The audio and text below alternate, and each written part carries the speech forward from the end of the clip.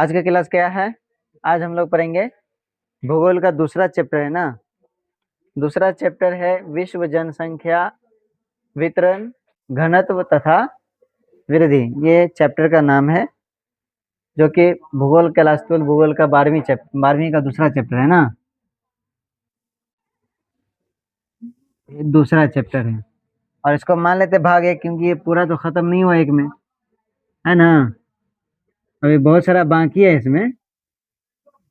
भाग एक, ठीक है।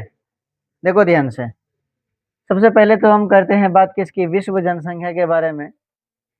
जो कुछ महत्वपूर्ण बिंदु है उसको नजर करेंगे कि क्या है कि विश्व की कुल जनसंख्या का लगभग 80% भाग, विश्व की कुल जनसंख्या का लगभग 80% भाग जो है वो उत्तरी अक्षांश यानी कि 20 डिग्री उत्तरी अक्षांश से 60 डिग्री उत्तरी अक्षांश के मध्य निवासित करती है। अभी अक्षांश क्या होता है? तो पृथ्वी एक पृथ्वी है, ठीक है, ऐसे होता है, ठीक है ना। इसमें इस तरह से जो है अक्षांश दिया हुआ रहता है, ठीक है, ऐसे रहता है और भी रहता है। तो कहने का मतलब ये है, यहाँ से शुरू होता है 0 डिग्री से। कहाँ से शुरू होता है? 0 डिग्री से, इसी तरह से शुरू होते होते आता है। तो कह रहा है विश्व की कुल जनसंख्या का कितना प्रतिशत, 80% जनसंख्या जो है 20 डिग्री उत्तरी अक्षांश, उत्तरी अक्षांश का मतलब ऊपर हिस्सा, उत्तरी अक्षांश का मतलब एक यहाँ पे होता है सीधा लाइन जिसको इक्वेटर कहा जाता है। क्या कहा जाता है? इक्वेटर, है ना। और इसके ऊपर होता है एक कर्क रेखा और नीचे होता है मकर रेखा, ठीक है। ऊपर क्या होता है? कर्क रेखा, नीचे होता है मकर रेखा। इसको कहते हैं विषुवत रेखा। क्या कहते हैं? विषुवत रेखा, मतलब के इक्वेटर, जो पृथ्वी को दो भागों में बांटती है। पृथ्वी को कितने भागों में बांटती है? विषुवत रेखा पृथ्वी को दो बराबर भागों में विभाजित करती है, इसलिए उसको कहा जाता है इक्वेटर। क्या कहा जाता है? इक्वेटर। और उसके ऊपर में जो एक लाइन होता है जिसको कहा जाता है कर्क रेखा। क्या कहा जाता है? कर्क रेखा। कर्क रेखा भारत के 8 राज्यों से होकर गुजरती है। कर्क रेखा भारत के 8 राज्यों से होकर गुजरती है। और नीचे होता है मकर रेखा। क्या होता है? मकर रेखा, ठीक है ना। तो कहने का मतलब यहाँ पे ये है कि विश्व की कुल जनसंख्या का लगभग 80% भाग, कितना प्रतिशत? 80% जनसंख्या जो है 20 डिग्री उत्तरी अक्षांश से 60 डिग्री उत्तरी अक्षांश के बीच बसती है, रहती है। बात समझ में आया? मतलब अगर कहा जाए तो ये जो आधा हिस्सा है ना, आधा हिस्सा के ऊपर ही मान लो, आधा हिस्सा के ऊपर ही मान लो, ये पूरे कितना डिग्री, 20 डिग्री उत्तरी अक्षांश से लेकर के 60 डिग्री उत्तरी अक्षांश के बीच 80% जनसंख्या बसती है। कितनी प्रतिशत?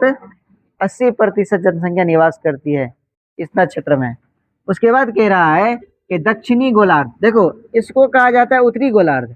ये बीच वाला हिस्सा है ना जिसको इक्वेटर कहते हैं, विषुवत रेखा, उसके ऊपर वाला हिस्सा कहलाता है उत्तरी अक्षांश। क्या कहा जाता है? और नीचे वाला हिस्सा क्या कहा जाता है? दक्षिणी अक्षांश। क्या कहा जाता है? दक्षिणी अक्षांश। तो ध्यान देने वाली बात है, गोलार्ध भी कह सकते हैं, उत्तरी गोलार्ध और दक्षिणी गोलार्ध, क्योंकि इसको कहा जाता है नॉर्थ पोल, इसको कहा जाता है साउथ पोल, ठीक है ना। पृथ्वी का जो चित्र देखेंगे ना किताब में तो लिखा हुआ रहेगा यहाँ पे एन, यहाँ पे लिखा हुआ रहेगा एस। इसका क्या मतलब हुआ? ऊपर वाला हिस्सा एन इसलिए है क्योंकि वो एन से नॉर्थ होता है, नॉर्थ का मतलब उत्तर होता है, और नीचे में जो एस लिखा हुआ रहता है उसका मतलब साउथ होता है, इसका मतलब दक्षिण होता है। तो ऊपर वाला हिस्सा उत्तरी गोलार्ध, नीचे वाला हिस्सा दक्षिणी गोलार्ध कहलाता है, समझे। तो कह रहा है यहाँ पे कि दक्षिणी गोलार्ध में विश्व की कितनी प्रतिशत जनसंख्या निवास करती है? 10%। यानी कि ये दक्षिणी गोलार्ध में सिर्फ 10% है, दक्षिणी गोलार्ध में सिर्फ 10% है। वही उत्तरी गोलार्ध में देखा जाए तो 90% क्या कहते हैं निवास करती है।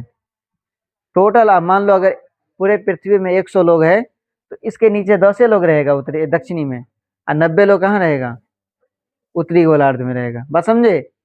क्योंकि दक्षिणी गोलार्ध में ज्यादातर पानी है, उत्तरी गोलार्ध में पानी उतना नहीं है, ज्यादातर पानी है, महासागर है, समझे। अब ध्यान दो, तो 10% जनसंख्या निवास करती है, जबकि उत्तरी गोलार्ध में शेष 90% जनसंख्या निवास करती है।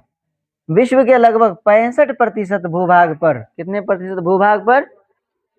अब भूभाग का क्या मतलब हुआ? भूभाग का मतलब पृथ्वी की जगह। भूभाग का क्या मतलब हुआ? पृथ्वी की जगह। अब मान लो एक पृथ्वी है ये, ठीक है ना, इसको बराबर भागों में बांटो। इसमें कह रहा है कि 65%, कितना प्रतिशत?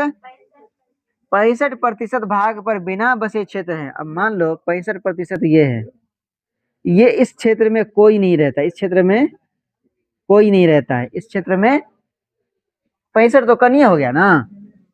अब 65 इतना ले लेते हैं, इतना इतना, ठीक है, ये पूरा भाग, ठीक है। इतना प्रतिशत क्षेत्र में कोई नहीं रहता है। क्यों कोई नहीं रहता है? इसका कारण ये है कि इसका कारण है यहाँ पूरे भाग पे पानी भरा हुआ है, महासागर है, जंगल बसा हुआ है। बात समझे? इसलिए यहाँ पे कोई नहीं रहता है। समुद्र है, महासागर है, सागर है, उसके बाद जंगल बसा हुआ है, तो उसको कहते हैं बिना बसे हुए क्षेत्र। कितने प्रतिशत भाग पर? 65% पृथ्वी के।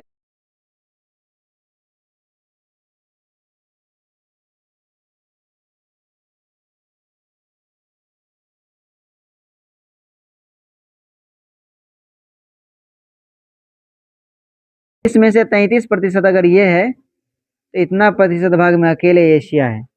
इसलिए कहा जाता है विश्व का सबसे बड़ा महा एशिया, क्या कहते हैं,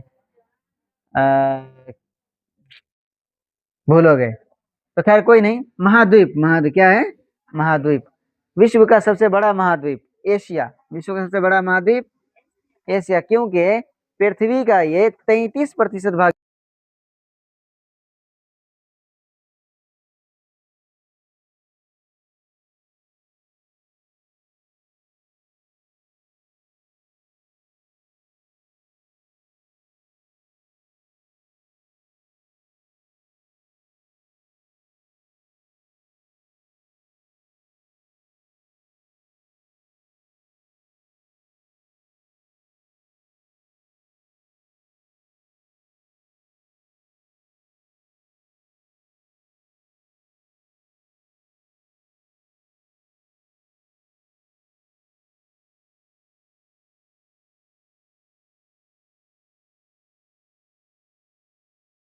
सौ 16.1 करोड़, कितनी जनसंख्या थी? 816.1 करोड़ जनसंख्या थी। 2024 की बात हो रही है यहाँ पे, 2000 अभी 26 चल रहा है ना, ये 2024 की बात हो रही है। अब 26 के बाद 27 में जनगणना का रिजल्ट आएगा, फिर देखा जाए कितना जनसंख्या है, पूरे भारत का कितना है, विश्व का कितना है। ये तो विश्व का बताया जा रहा है ना, ठीक है। वो भी सटीक है कि नहीं है कोई ठिकाना नहीं, क्योंकि 24 में तो जनगणना हुआ नहीं था भारत का है। तो वर्ष 2024 में विश्व की जनसंख्या कितना है? 816.1 करोड़, है ना। अब बात यहाँ से परिभाषा सबकी आती है, अब देखो क्या सब है। अब है जनसंख्या घनत्व किसे कहा जाता है? जनसंख्या घनत्व किसे?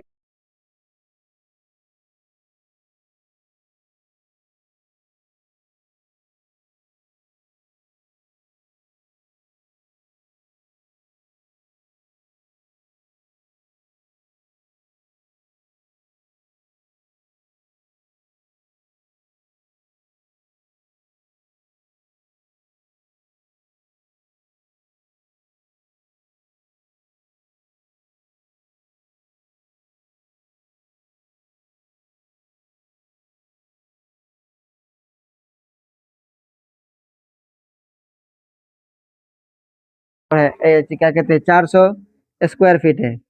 कितना है? 400 स्क्वायर फीट किसी प्रदेश का क्षेत्रफल। और उसकी जनसंख्या कितना, मान लो 1 करोड़ है। कितना है? 1 करोड़ है।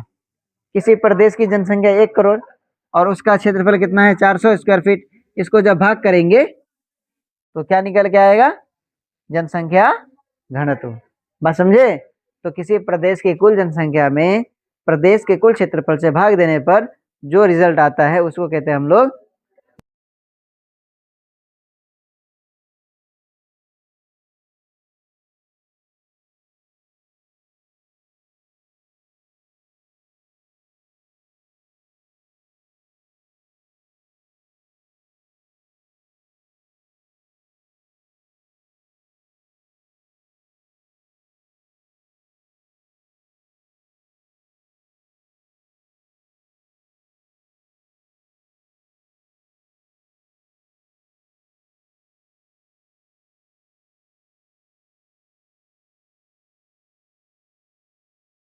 संख्या वृद्धि किसे कहते हैं? तो किसी दिए गए समय में जनसंख्या के आकार में परिवर्तन।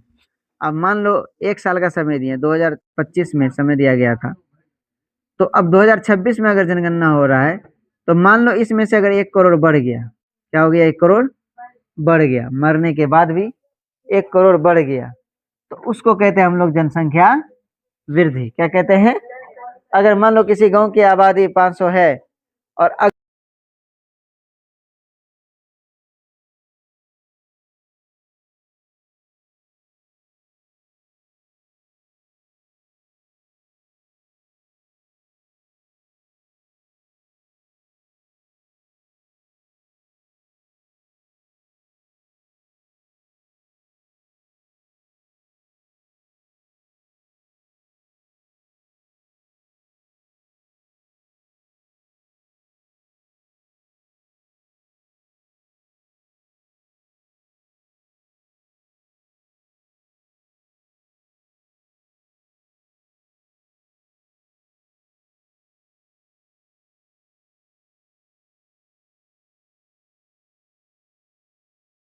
संख्या का उसी वर्ष के मध्य की कुल जनसंख्या, उसी वर्ष के मध्य की, मान लो अगर 2025 की बात किया जाए तो टोटल 2025 में कितने बच्चे जन्म लिए जो जीवित हैं? अगर मान लो कि अगर 1 करोड़ बच्चे जन्म लिए हैं जो जीवित हैं, और उसी वर्ष के मध्य यानी कि 2025 के बीच में कितनी जनसंख्या थी? अगर मान लो 2025 के बीच में अगर 4 करोड़ जनसंख्या थी, 4 करोड़ कह लो, या फिर 5 करोड़ ही ले लेते हैं, तो उसको कहते हैं कि जनसंख्या, कुल जीवित जनसंख्या में उसी वर्ष के मध्य की जनसंख्या से भाग देंगे और उसको 1000 से गुना करेंगे। क्या करेंगे? 1000 से गुना करेंगे, तो वो निकल के आएगा अशोधित जन्म दर। क्या निकल के आएगा? अशोधित जन्म दर। तो अशोधित जन्म दर बराबर क्या होता है? 1 वर्ष में कुल जीवित शिशुओं की जनसंख्या बटे उसी वर्ष के मध्य की कुल जनसंख्या गुणे का 1000। इसको शॉर्टकट में भी दिया रहेगा एग्जाम में, ऑब्जेक्टिव टाइप में खास करके, कि CBR बराबर क्या होता है? तो CBR का क्या मतलब हुआ? अशोधित जन्म दर। CBR का मतलब अशोधित जन्म दर। तो CBR का मतलब होता है सिग्मा बी गुन्ने 1000 बट्टा सिग्मा पी। तो सिग्मा बी का मतलब क्या हुआ? 1 वर्ष में जन्मे कुल जीवित शिशुओं की जनसंख्या, और सिग्मा पी का मतलब क्या हुआ? उसी वर्ष के मध्य की कुल जनसंख्या। अब है अशोधित मृत्यु दर। अशोधित मृत्यु दर ये कैसे निकाला जाएगा? तो अशोधित मृत्यु दर में क्या होता है कि एक कैलेंडर वर्ष, यानी कि कैलेंडर वर्ष किसको कहा जाता है? 1 जनवरी से 31 दिसंबर को कैलेंडर वर्ष कहा जाता है। यानी कि वर्ष में 2 प्रकार के होते हैं, एक वित्तीय वर्ष होता है और एक कैलेंडर वर्ष होता है, ठीक है ना? वित्तीय वर्ष यानी कि 31 मार्च से लेकर के, सॉरी 1 अप्रैल से लेकर के 31 मार्च तक, 1 अप्रैल से लेकर के 31 मार्च तक। और कैलेंडर वर्ष कब होता है? 1 जनवरी से 31 दिसंबर तक। ये 2 वर्ष होते हैं, ठीक है ना, साल में। क्योंकि ज़्यादातर जो सैलरी वाला काम होता है, स्कूलिंग का, ऑफिस का, या फिर कोई भी चीज़ का सरकारी काम जो होता है, वो कैलेंडर वर्ष के हिसाब से नहीं होता है, बल्कि वो होता है वित्तीय वर्ष के हिसाब से। इसलिए एडमिशन जब होता है तो कब होता शुरू होता है? मार्च में होता है ना। 1 मार्च से शुरू होगा और फिर 31 मार्च तक, सॉरी 1 अप्रैल से शुरू होकर के धीरे धीरे खत्म हो गया। लास्ट एग्जाम कब हो जाता है? अप्रैल, फरवरी मार्च तक हो जाता है खत्म, है ना। फिर नया सेशन शुरू होता है, तो उसको कहते हैं वित्तीय वर्ष। क्या कहा जाता है? वित्तीय वर्ष कहा जाता है। तो कह रहा है अशोधित मृत्यु दर बराबर 1 कैलेंडर वर्ष की अवधि में पंजीकृत कुल मृत्युओं की संख्या। अब मान लो कोई मर गया, तो मरने के बाद पंजीकृत करेंगे तब ना पता चलेगा सरकार को कितना व्यक्ति मरा है। पंजीकृत नहीं करेंगे तो पता चलेगा नहीं। पंजीकृत का मतलब होता है कि किसी साइट पे जाके उसको दर्शाना, जो सरकारी वेबसाइट है कि नहीं। मतलब मृत्यु सर्टिफिकेट बनाएगा तो ऑलरेडी दर्शा जाएगा। हाँ, तो सिग्मा डी का मतलब होता है 1 कैलेंडर वर्ष में, 1 कैलेंडर वर्ष की अवधि में पंजीकृत कुल मृत्युओं की संख्या, और सिग्मा पी का मतलब होता है उसी वर्ष के मध्य की कुल जनसंख्या से भाग दे करके जब 1000 से गुना करेंगे तो क्या निकल के आएगा? अशोधित मृत्यु दर। अशोधित मृत्यु दर जिसको कहा जाता है CDR। क्या कहा जाता है? CDR कहा जाता है। समझे बात? CDR कहा जाता है। तो टोटल आज के क्लास यही था। अब इससे आगे हम लोग अगले क्लास में सीखेंगे, जानेंगे और क्या है अगले क्लास में, ठीक है ना, देखेंगे।